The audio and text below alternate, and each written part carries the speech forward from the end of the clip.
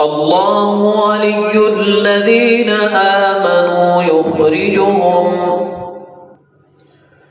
يخرجهم من الظلمات إلى النور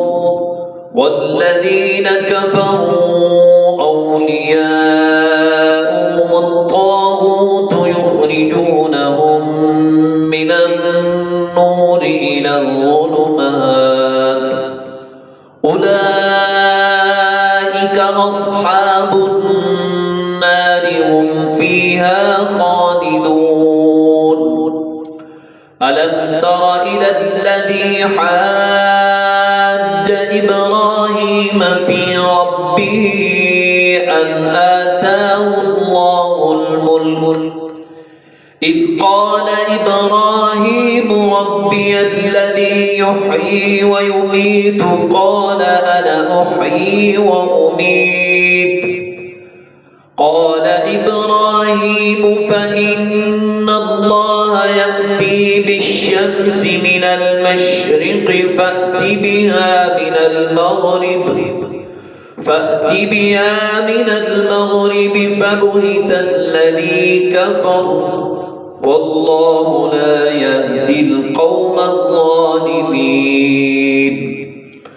أو كالذي مر على قرية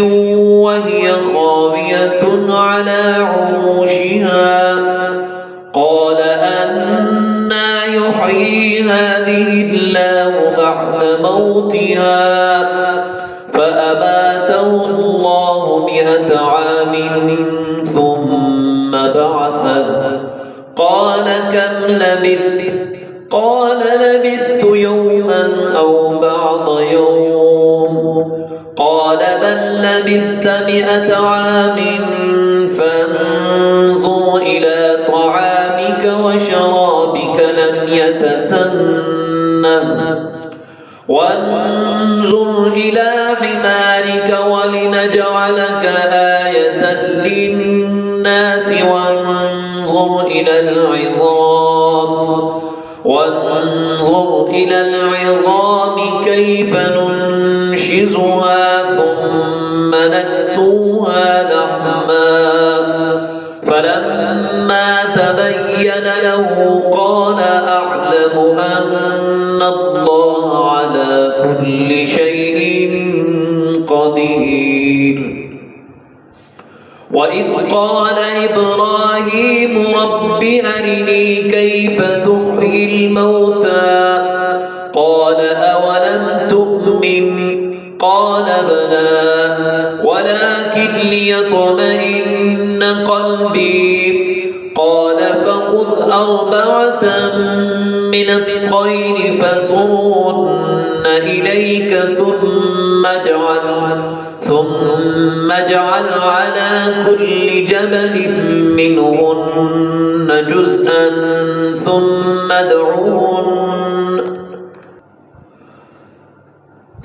اجعل على كل جبل منهن جزءا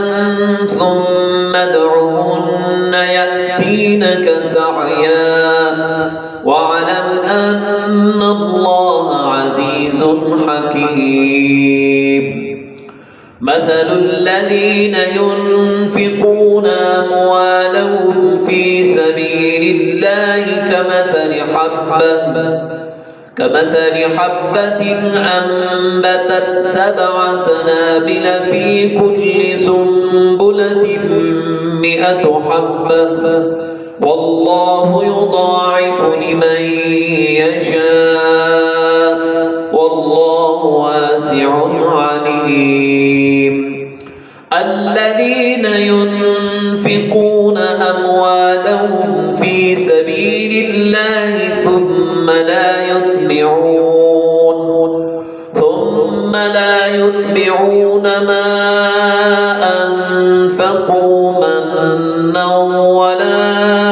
أذى لهم أجرهم عند ربهم ولا خوف عليهم ولا هم يحزنون قول معروف ومغفرة خير من صدقة صدقة يتبعها أذى والله غني حليم. يا أيها الذين آمنوا لا تبطلوا صدقاتكم بالمن والأذى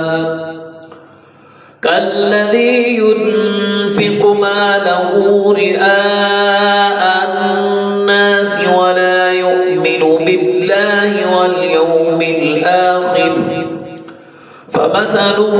كمثل صفوان عليه تراب فأصابه وابل فتركه صلدا